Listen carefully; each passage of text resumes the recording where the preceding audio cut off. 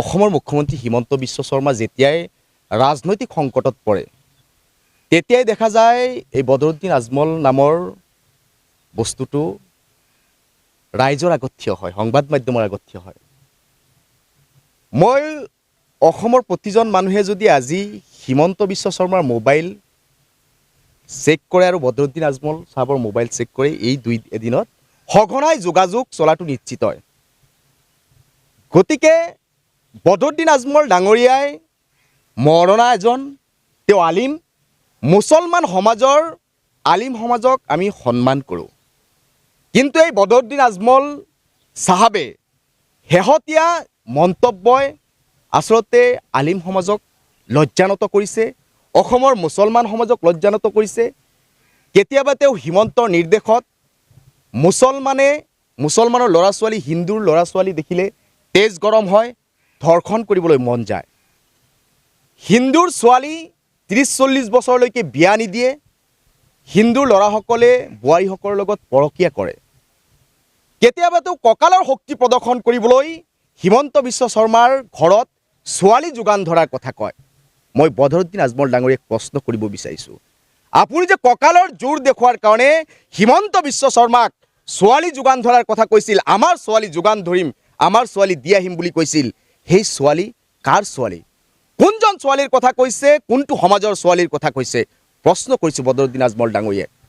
আপুনি কয় যে মুছলমানৰ জনসংখ্যা বৃদ্ধি কৰাৰ কাৰণে ৰাজহুৱা সভাত আপুনি ঘোষণা কৰে যে বংশ বৃদ্ধি কৰিব লাগে। আপুনি কয় 4-5টাকে বিয়া কৰালেও কোনো আপত্তি কৰিবলগীয়া নাই। আৰু শেহতীয়াভাৱে আপুনি এগৰাকী অধ্যাপিকা, বি বৰুৱা কলেজৰ এগৰাকী অধ্যাপিকা শ্ৰী গীতাশ্ৰী তামুলী ডক্টৰ, তেওঁ অখিল গগৈৰ পত্নী হ'ব পাৰে। আমি অখিল গগৈৰ পত্নী হিচাপে তেওঁৰ পৰিচয়টো আমি নিবিচাৰোঁ। তেওঁ বি বৰুৱা কলেজৰ অধ্যাপিকা, এগৰাকী শিক্ষয়িত্ৰী। তেখেতৰ বিৰুদ্ধে আপোনাক সাংবাদিকে প্ৰশ্ন সোধাত আপুনি বহু কথা ক'ব পাৰিলেহেঁতেন ৰাজনৈতিক ব্যক্তি হিচাপে, কিন্তু তেখেতক বুঢ়ী বুলি আখ্যা দিছে আৰু কৈছে যে মই বুঢ়া হ'লেও মোৰ মনটো যৌৱন এতিয়াও আছে। এতিয়া বুঢ়া বুঢ়ী আৰু যৌৱনৰ লগত সম্পৰ্ক কি আছে এইটো ইছ্যুত? প্ৰশ্ন, আপোনাৰ চৰিত্ৰটো এনেকুৱাই নিৰ্লজ্জনে? আপুনি 4-5টাকে বিয়া কৰাৰ শক্তি থকা বুলি কয়, আপুনি হিমন্ত বিশ্ব শৰ্মাক নাৰী যোগান ধৰাৰ কথা কয়, আপুনি হিন্দু সমাজক লজ্জানত কৰিছে যে হিন্দু বোৱাৰীসকলে পৰকীয়াৰ কথা কয়। এনেকুৱা ভণ্ড কথা আপুনি ক'বলৈ ক'ত সাহস পাইছে? এই প্ৰশ্ন বদৰুদ্দিন আজমল ডাঙৰীয়াক প্ৰশ্ন কৰিছোঁ। আৰু অনাগত ভৱিষ্যতে আপুনি এনেকুৱা তুলুঙা মন্তব্য অসমৰ বুকুত নকৰিবলৈ আপোনাক ৰাইজৰ দলে আমি সকিয়নি প্ৰদান কৰিছোঁ। কাৰণ এইখন হৈছে সমন্বয়ৰ অসম, এইখন হৈছে বৰ অসম। ইয়াত শংকৰাজানৰ মিলনভূমি, সকলো হিন্দু মুছলমান একেলগে আমি বসবাস কৰিব বিচাৰোঁ, শান্তিৰে বসবাস কৰিব বিচাৰোঁ। আৰু আপুনি বিভিন্ন সময়ত বিভিন্ন অপমানসূচক কথা কৈ আপুনি অসমত এই অশান্তি সৃষ্টি কৰাৰ কাৰণে যি কুচকাৱাজ আপুনি চলাই আছে, তাৰ বিৰুদ্ধে কিন্তু অসম আৰু অসমৰ ৰাইজ থিয় হৈছে। অসমৰ বুকুৰ পৰা আপোনাক নিশ্চিন্ন কৰিবলৈ বেছি সময় নালাগে। ইতিমধ্যে ধুবুৰীবাসী ৰাইজে আপোনাক বিদায় দিছে।